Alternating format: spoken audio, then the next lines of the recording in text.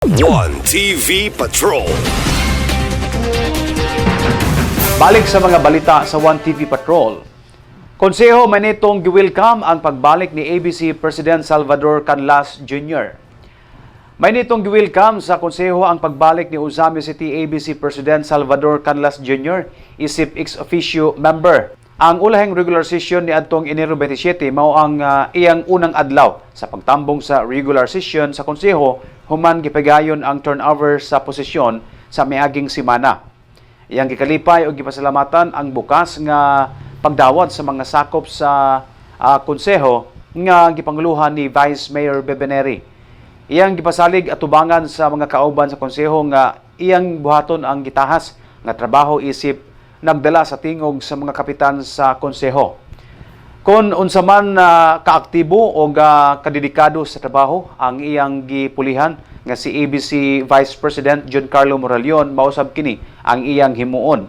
Wala siya'y laing katuyuan sa pagserbisyo kundi ang kalambuan sa tibok barangay o magihan ang o sa maayong direksyon ang mga kaubang kapitan nga nakaangkla gayod sa vision o mission sa Juan Asencio Misamis Occidental. May padangat usab siya sa iyang mainitong pagpasalamat ngadto ni Mayor Sam Norman Fuentes sa mainiton usab nga pagdawat sa mayor sa iyang liderato sa 51 ka barangay o padayong suporta sa Asencio 3 Pillars nga mao gayoy tulay sa iyang serbisyo publiko. Sa to ang Mayor Attorney Sam Norman Fuentes, sa to ang Vice Mayor Simplicia Bebeneri, o sa ako kaninyo tanan sa to ang 3 pillars, no.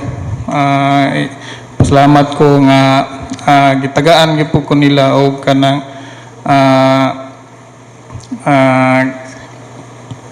chance nga makaserbisyo.